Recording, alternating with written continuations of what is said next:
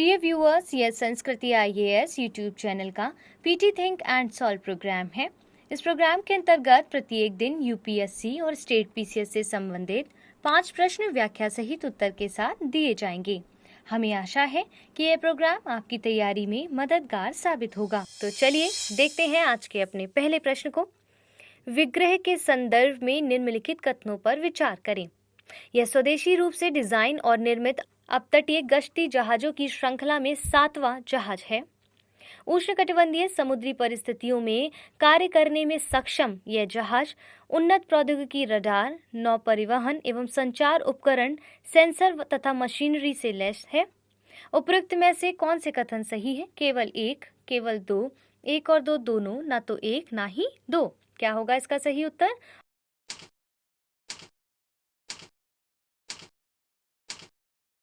Option C. रक्षा मंत्री श्री राजनाथ सिंह द्वारा 28 अगस्त 2021 को भारतीय तटरक्षक जहाज विग्रह को चेन्नई में कमीशन किया जाएगा। यह अपतटीय गश्ती जहाजों की श्रृंखला में 7वां जहाज है। इस जहाज को आंध्र प्रदेश के विशाखापट्टनम में तटरक्षक क्षेत्र के कमांडर तथा प्रशासनिक नियंत्रण में पूर्वी समुद्री तट पर संचालित किया जाएगा।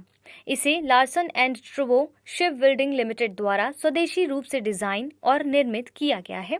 उन्नत प्रौद्योगिकी रडार, नौ परिवहन एवं संचार उपकरण, सेंसर तथा मशीनरी से सुसज्जित यह जहाज उष्णकटिबंधीय समुद्री परिस्थितियों में कार्य करने में सक्षम है।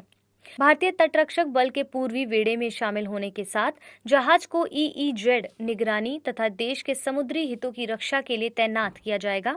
यह पोत 40 से 60 वोफर्स तोप तथा अग्नि नियंत्रण प्रणाली के साथ 12.7 millimetre stabilised remote control gun से सुसज्जित है। जहाज integrated bridge system, integrated platform management system, स्वचालित विद्युत प्रबंधन प्रणाली तथा उच्च पावर की बाहरी अग्निशमन प्रणाली से लैस है। जहाज को इस प्रकार डिजाइन किया गया है कि यह बोर्डिंग, ऑपरेशन, खोज एवं बचाव, कानून प्रवर्तन तथा समुद्री गश्त के लिए एक दोहरे इंजन वाले हेलीकॉप्टर तथा 4 हाई स्पीड नौकाएं ले जाने में सक्षम है। यह समुद्र में तेल रिसाव को रोकने के लिए प्रदूषण प्रतिक्रिया उपकरण ले जाने में भी सक्षम है। इस प्रकार कथन 1 और 2 दोनों सही है, अतः विकल्प सी इसका सही उत्तर होगा। दूसरे प्रश्न की ओर बढ़ते हैं। राष्ट्रीय खाद्य एवं पोषण अभियान के संदर्भ में निम्नलिखित कथनों पर विचार कीजिए। इसकी शुरुआत केंद्रीय कृषि एवं किसान कल्याण मंत्रालय द्वारा की गई है। इसका आयोजन भारतीय कृषि अनुसंधान परिषद द्वारा किया जा रहा है। उपयुक्त में से कौन से कथन सही हैं? केवल एक, केवल दो, एक और दो दोनों, ना तो एक ना ही दो। क्या होगा इसका सही उत्तर?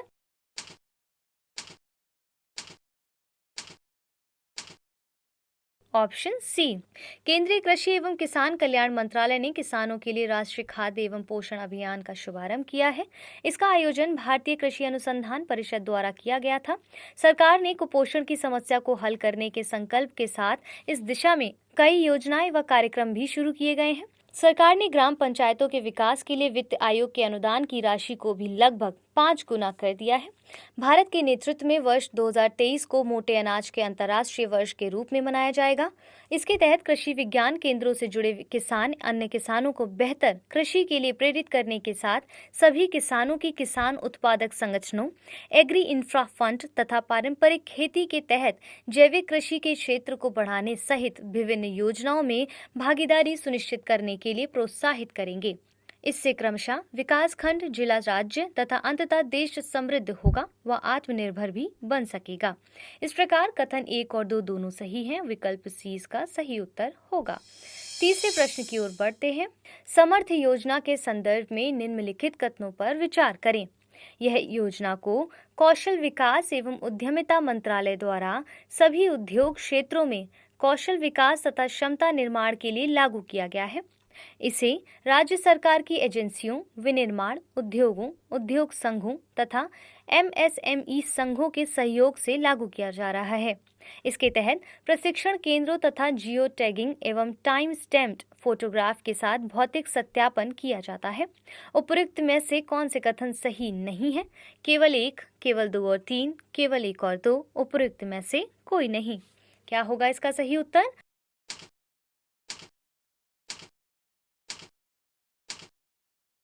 Option A. व्याख्या को देख लेते हैं। वस्त्र मंत्रालय ने वस्त्र उद्योग क्षेत्र में कौशल की कमी को पूरा करने तथा क्षमता निर्माण के लिए समर्थ योजना को लागू किया है। इस योजना का उद्देश्य संगठित क्षेत्र में कताई बुनाई को छोड़कर उद्योग द्वारा वस्त्र निर्माण व संबंधित क्षेत्र में रोजगार सृजित करने के प्रयासों को सहायता प्रदान करने के लिए मांग संचालित तथा रोजगार उन्मुख कौशल प्रदान करना है। इस योजना को कौशल विकास एवं उद्यमिता मंत्रालय द्वारा अपनाए गए व्यापक कौशल ढांचे के अनुसार तैयार किया गया है। इसे राज्य सरकार की एजेंसियों, वस्त्र मंत्रालय के क्षेत्रीय संगठनों, विनिर्माण उद्योग, उद्योग संघों तथा MSME संघों के सहयोग से लागू किया जा रहा है। इसके तहत निगरानी के लिए आधार सक्षम बायोमेट्रिक उपस्थिति प्रणाली तथा वेब आधारित केंद्रीकृत प्रबंधन सूचना प्रणाली का उपयोग एवं फीडबैक लेने व शिकायत निवारण के लिए कॉल सेंटरों की स्थापना की गई है। प्रशिक्षण केंद्रों का जियो टैगिंग एवं टाइम स्टैम्प्ड फोटोग्राफ के साथ भौतिक सत्यापन किया जाता है। इन समूहों के कारीगरों को आत्मनिर्भर बनाने हेतु वस्त्र मंत्रालय ने समयबद्ध तरीके से कारीगरों के समग्र विकास के लिए 65 समूहों को अपनाया गया है। समर्थ योजना के तहत इन गोद लिए गए समूहों में हस्तशिल्प कारीगरों के कौशल विकास के लिए तकनीकी व सॉफ्ट स्किल प्रशिक्षण प्रदान किया जा रहा है, जिससे उन्हें मजदूरी या स्वरोजगार के माध्यम से स्थायी आजीविका प्राप्त करने में सक्षम बनाया जा सकेगा। इस प्रकार कथन 1 सही नहीं है, जबकि कथन 2 और 3 सही है, अतः विकल्प ए इसका सही उत्तर होगा। चौथे प्रश्न की ओर बढ़ते हैं। पूर्वोत्तर क्षेत्र जिला सतत विकास लक्ष्य सूचकांक के संदर्भ में निम्नलिखित कथनों पर विचार करें। इसे संयुक्त राष्ट्र विकास कार्यक्रम के तकनीकी सहयोग से नीति आयोग तथा पूर्वोत्तर क्षेत्र विकास मंत्रालय द्वारा तैयार किया जाता है। इस सूचकांक में पूर्वी सिक्किम जिला प्रथम स्थान पर, जबकि नागालैंड का किफिरे जिला अंतिम स्थान पर है। उपयुक्त में से कौन से कथन सही हैं? केवल 1, केवल 2, 1 और 2 दोनों, ना तो 1 ना ही 2। क्या होगा इसका सही उत्तर?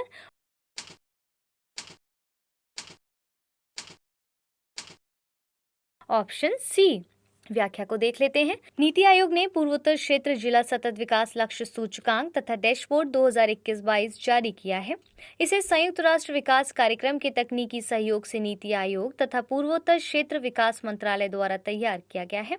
इस सूचकांक में पूर्वोत्तर क्षेत्र के 8 राज्यों अरुणाचल प्रदेश, असम, मणिपुर, मेघालय, मिजोरम, नागालैंड, सिक्किम एवं त्रिपुरा के जिलों के प्रदर्शन का आकलन सतत विकास लक्ष्यों के आधार पर किया गया है। SDG के तहत निर्धारित लक्ष्य तथा उसे प्राप्त करने के संबंध में प्रगति के आधार पर जिलों की सूची तैयार की गई है। सूची में 75.87 अंक के साथ पूर्वी सिक्किम जिला प्रथम स्थान पर है, जबकि 75.73 अंक के साथ गोमती तथा उत्तरी त्रिपुरा जिले दूसरे स्थान पर हैं। रैंकिंग की सूची में शामिल 103 जिलों में से 64 जिले समग्र अंक व रैंकिंग के आधार पर बेहतर प्रदर्शन करने वाले जिलों की श्रेणी में शामिल हैं, जबकि 39 जिलों को प्रदर्शनकारी वर्ग के अंतर्गत रखा गया है। सिक्किम व त्रिपुरा के सभी जिले शीर्ष श्रेणी के अंतर्गत शामिल हैं। कोई भी जिला आकांक्षी या उपलब्धि हासिल करने वाली श्रेणी में शामिल नहीं है। क्षेत्र के 103 जिलों को 53 से 75.87 के मध्य अंक प्राप्त हुए हैं, जिसमें 53 अंक के साथ नागालैंड का किफिरे जिला अंतिम स्थान पर है। इस प्रकार कथन 1 और 2 दोनों सही हैं, अतः विकल्प सी इसका सही उत्तर होगा। अंतिम प्रश्न की ओर बढ़ते हैं।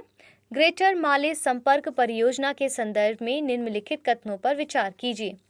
यह भारत द्वारा मालदीव में चलाई जा रही अब तक की सबसे बड़ी बुनियादी ढांचा परियोजना है। यह परियोजना मालदीव को अंतर्द्वीपीय संपर्क की सुविधा प्रदान करेगी। उपयुक्त में से कौन से कथन सही नहीं है? केवल 1, केवल 2, 1 और 2 दोनों, ना तो 1 ना ही 2। क्या होगा इसका सही उत्तर?